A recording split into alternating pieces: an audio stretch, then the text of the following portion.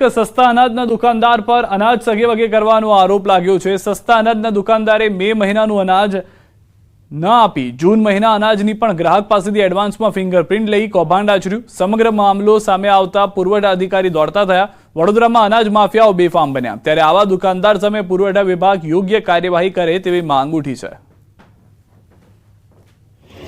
अंगूठो कराई पछी कहे छे तमने अनाज नहीं मळे छे। मैं कीधुं केम तमे अंगूठो तो करायो तो के ना तमारा छोकरानी केवायसी नहीं एटले नहीं मळे। मैं कीधुं छोकरानुं ना आपशो, अमारुं 2 जणनी तो छे ने केवायसी। तो के ना एवो कायदो निकळ्यो छे के बधायनी केवायसी होवी जोईए तो ज मळे। मैसेज आया कोई? हाँ ने एमां मोबाइल में मैसेज बताई दीधो के 16 तारीखे अनाज लई गया छे। मैं लई नहीं गई तो कई थी पछी मैसेज आयो। एमनो मेनो अंगूठो लीधेलो ने जूननो एमनाथी माल आई गयो छे, पण माल आयो नतो ने अंगूठो लई लीधो। एमनी भूल थई गई छे, बीजी वखत आवी भूल नहीं थाय छे।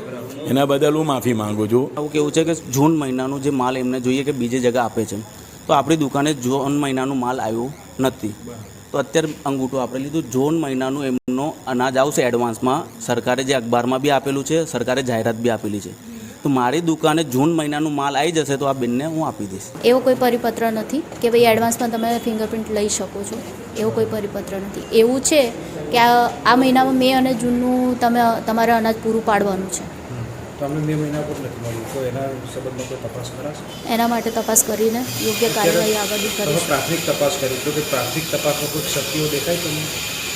હા, જે મુજબ જથ્થો ઓનલાઈન દેખાઈ રહ્યો છે એ મુજબ જથ્થો અંદર છે નહીં। કટ્ટામાં કાણું ગરીબોનું લૂંટાઈ રહ્યું છે ભાણું। આવું એટલા માટે કહેવું પડી રહ્યું છે કારણ કે સસ્તા અનાજની દુકાનના સંચાલકો છે તે શરૂઆતથી બદનામ છે ગરીબોનો કોરિયો છીનવા માટે, અને આ જ પ્રકારનું એક કૌભાંડ જે છે તે સમા વિસ્તારમાંથી સામે આવ્યું છે। પુરવઠા શાખાના અધિકારીઓ તાત્કાલિક સ્થળ પર પહોંચ્યા છે। આ અધિકારીઓ એટલા માટે તાત્કાલિક સ્થળ પર પહોંચ્યા છે કેમ કે એમને ગરીબના પેટની ચિંતા છે, અને અહીંયા સ્થળ પર આવીને તરત જ તપાસ જે છે તેનો ધમધમાટ અધિકારીઓએ શરૂ કરી દીધો છે।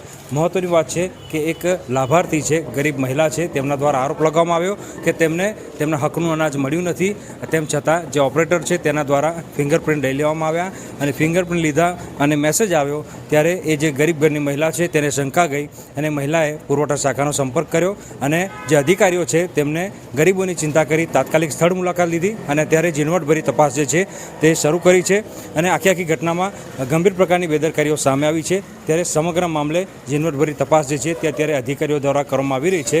અને તપાસના અંતે કયા પ્રકારનું કૌભાંડ આચરવામાં આવતું હતું અને એક મહિલાની ફિંગરપ્રિન્ટ એડવાન્સમાં લીધી છે તો પછી અન્ય કેટલા લાભાર્થીઓની ફિંગરપ્રિન્ટ એડવાન્સમાં લીધી છે, એ તમામ પાસાઓની ચકાસણી જે છે તે અત્યારે પુરવઠા શાખાના અધિકારીઓ દ્વારા શરૂ કરવામાં આવી છે।